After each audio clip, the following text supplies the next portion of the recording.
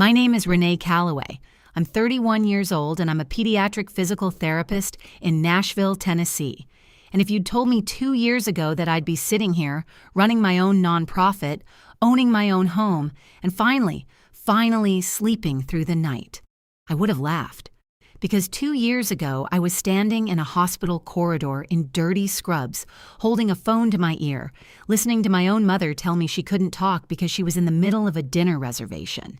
That's where this story starts, right there in that corridor, under those humming fluorescent lights, with the smell of antiseptic in the air, and my whole world caving in beneath me. But I'm getting ahead of myself. Let me back up. My husband Darius was the kind of man who made a room feel safer just by walking into it. He was 34, a high school history teacher at Hillsborough High, and he coached JV football on the side, not because it paid anything, but because he said those kids needed somebody in their corner. He was that guy, the one who remembered every student's birthday, the one who stayed after school until 6 just to make sure a kid had a ride home. We'd been married 4 years. No kids yet, though we were trying. We lived in a little craftsman bungalow off Belmont Boulevard, the kind of house that always smelled like coffee and old hardwood. We had a dog named Ruthie, a beagle mix with ears too big for her head. And every Sunday morning, Darius would make pancakes while I read the paper, and Ruthie would sit between us just waiting for someone to drop something. It wasn't a big life, but it was ours, and it was good. My birth family, the Barrows, well, they were a different kind of thing entirely. I'm the middle child of 3 daughters. My older sister Paulette lives in Brentwood. Big house, big SUV, big opinion about everything.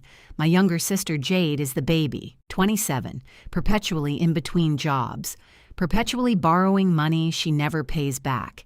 And then there's my mother, Carolyn Barrow, who has spent the better part of my adult life treating me like a personal assistant she never had to hire. I planned every holiday dinner. I remembered every birthday. I was the one who drove 90 minutes to Clarksville to help my mom move furniture when her landlord switched her unit, and I did it on a Saturday when I had a full caseload of patients on Monday. I paid for Jade's first security deposit. I helped Paulette draft the letter she sent to her HOA. I was the glue, the fixer, the responsible one. And you know what I got in return? A whole lot of, "We knew you could handle it," and silence when I actually needed something. Darius saw it clearly. He told me once, over takeout on a random Wednesday, "Renee, your family loves you the way a plant loves a window. They'll face you when they need light and turn away the second the sun moves." I told him he was being dramatic. He wasn't. October 4th. That's the date that split my life in half. I was at work, mid-session, with a 7-year-old named Caleb, who was relearning how to walk after a car accident of his own. We were doing ladder drills, and he'd just taken 4 steps without reaching for the rail, and I was so focused on him, so present in that room, that I almost didn't hear my phone buzzing in my coat pocket. Almost. The call was from a number I didn't recognize. Nashville Metro area code. I let it go to voicemail. Then it rang again. I stepped out. "Mrs. Calloway?" The voice was calm, controlled. I recognized that tone. I used that tone myself sometimes when I had to tell parents something they weren't ready to hear. "This is Dr. Haynes at Vanderbilt University Medical Center. Your husband was brought in about 40 minutes ago. There was an accident on E65 near the Wedgwood exit. He was struck by a driver who ran a red light at high speed. We need you here." I don't remember the drive. I've been told my colleague Marcus drove me. I have no memory of getting into the car. What I remember is the doctor's face when he met me at the entrance. The way he didn't say, "He's stable." The way he walked me to a private room first. Darius had died on impact. The other driver, a 22-year-old with 2 prior DUI convictions, walked away with a broken collarbone. I sat in that private room for what felt like a year. A hospital chaplain named Reverend Mills sat across from me. He didn't say anything for a long time. He just stayed. And eventually, I picked up my phone, and I called my mother. It rang twice. She picked up, and I could hear silverware clinking. the low murmur of restaurant noise, someone laughing at a nearby table. "Renee, hey, now's actually not a great time. We're at dinner. Can I call you back in—" "Mom!" My voice didn't sound like mine. "Darius is dead." Silence. 5 seconds. 6. What? "He died. There was an accident on the interstate. He's gone, Mom. I need you." Another pause, then quieter. "Oh, honey. Oh, that's terrible. But we're all the way out here and we already ordered. Paulette drove, so we'd have to get the check and—" She lowered her voice. "Can you call Darius's sister? She lives closer to you." I pressed the phone against my ear so hard it left a mark. "Mom, my husband is dead." "I know that, Renee. It's a lot right now. We'll come by tomorrow, okay? Tonight, just try to get some rest."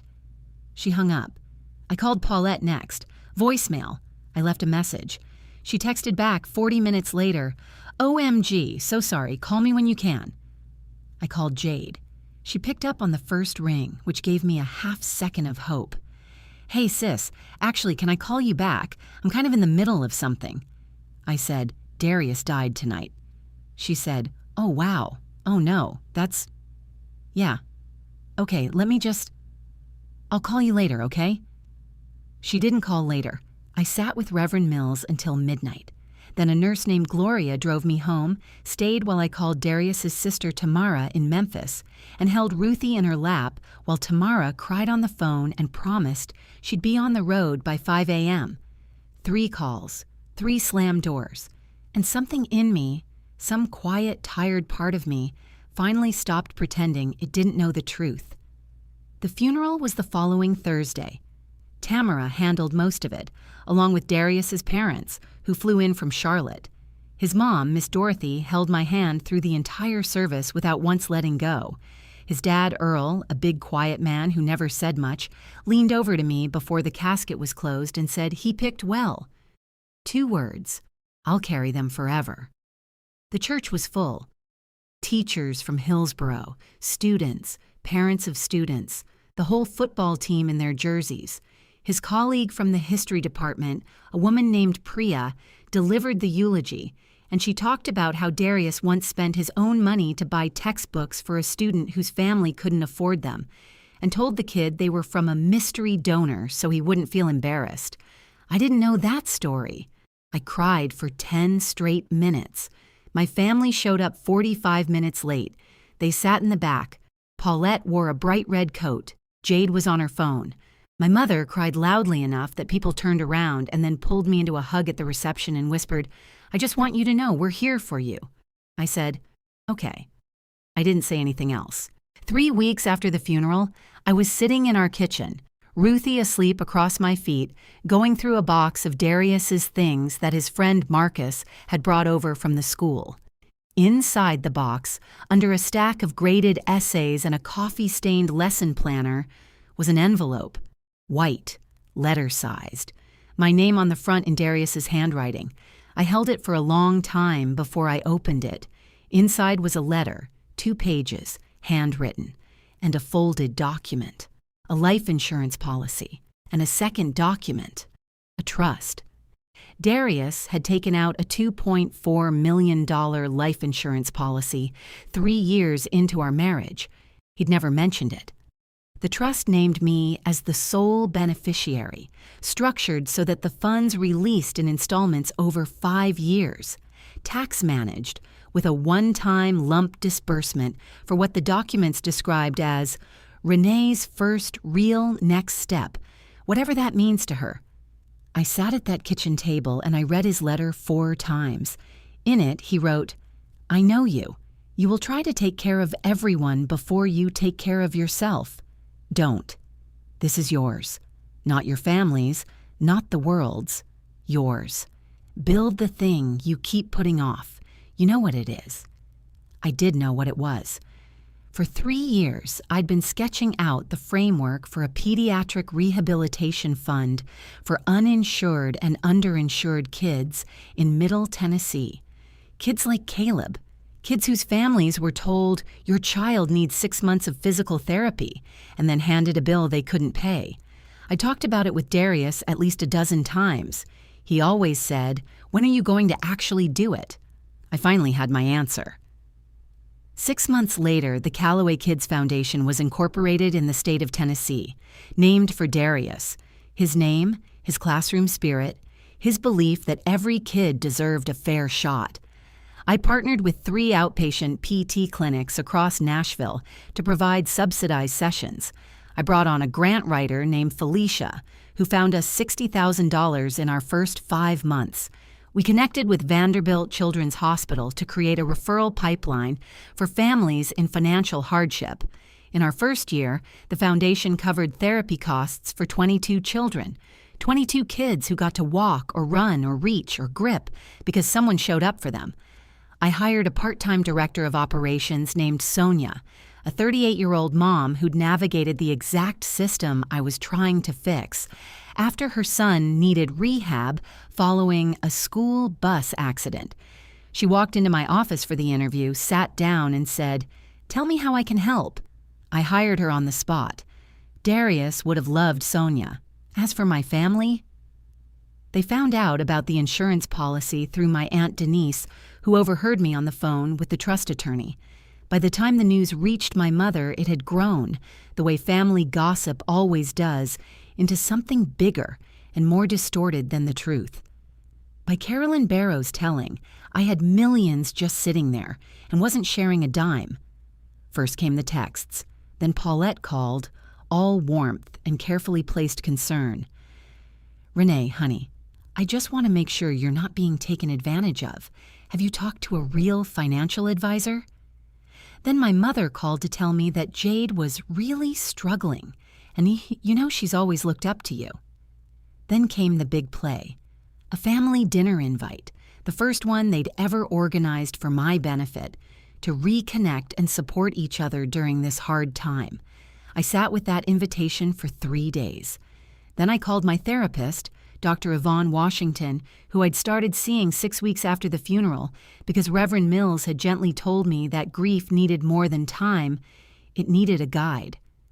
Dr. Washington asked me one question: "What do you want?" Not what do they deserve, not what does obligation require. What do you want? I wanted peace. I wanted to build the foundation. I wanted to sleep in my house without bracing for the next ask. I declined the dinner. I sent a short, clear message. I love you all, and I need time and space right now. I'm not in a place to offer financial support. Please respect that boundary. What followed was a whole production. Voicemails from my aunt, a letter from my mother that used the phrase, "blood is thicker than water," 3 separate times. A surprise visit from Jade, who sat on my porch for 45 minutes while I didn't answer the door. A final play from Paulette, who texted, "I just think Darius would have wanted you to take care of this family." I read that text standing in my kitchen. Ruthie looked up at me from her bed in the corner. I put the phone face down on the counter and made myself a cup of coffee. Now, where do things stand? My mother texts occasionally. Short, surface-level things. Saw something on the news about Nashville. Stay safe. I read them. I don't always reply. That feels like enough for now. Paulette and I haven't spoken in 8 months. I'm not angry at her. I'm just done performing. Jade surprised me. About 4 months ago, she showed up at my office. Not my house. She actually looked me up and found the foundation's address. She didn't ask for anything. She sat down across from me and said, "I'm in therapy, and I'm sorry for October 4th. I've thought about it every day since then." I looked at her for a long time. Then I said, "Thank you for saying that. We're not close. We're not pretending to be." But something in that conversation cracked a door open. I'm not rushing through it, but I'm not boarding it up either. I still work at the PT clinic 4 days a week. The foundation takes up my Fridays and most of my weekends. It doesn't feel like work. It feels like purpose. Last month, Caleb, my patient, the one who'd been relearning to walk when I got that call on October 4th, he ran across the therapy room. Ran. Not shuffled, not carefully stepped. Ran. His mom burst into tears. I made it to the hallway before I did the same. 30 seconds. That's all I needed. I've learned that about grief. It doesn't disappear. It just gets quieter, and then something breaks it open again, and you let it. Because that's love. That's what love does. It stays. Darius stayed. He stays every day, in the foundation, in the kids we help, in the letter I keep in my nightstand and read when the house gets too quiet. He wrote at the very end, "I have always been so proud of you. Now go be proud of yourself." I'm working on it, Darius. I am working on it. If you're listening to this right now and you recognize something in this story, the family that only shows up when there's something in it for them, the calls that go unreturned, the moments when you needed someone and got an excuse instead, I want you to hear me. You are not too sensitive. You are not being dramatic. You are not ungrateful for wanting the people who say they love you to act like it. Setting a boundary with family is one of the loneliest things a person can do because the world has this idea that family is sacred, untouchable, automatically deserving of infinite grace. And I understand that idea. I do. But grace is not the same as surrender. Love is not the same as erasure. The people who love you will show up, not next week, not when it's convenient, not after the dessert course. They'll show up. Darius showed up. Every single day of our marriage, he showed up. Tamara showed up before the sun rose. Miss Dorothy showed up and held my hand. Reverend Mills showed up and said nothing because sometimes nothing is everything. Dr. Washington showed up every Tuesday at noon and asked me the right questions. Sonia showed up with a resume and a story and a willingness to build. And now every kid the foundation helps, every family that gets to exhale a little, they're my family too. I'm not telling you to cut everyone off. That's your call, not mine. But I am telling you this. Your worst day is not a burden.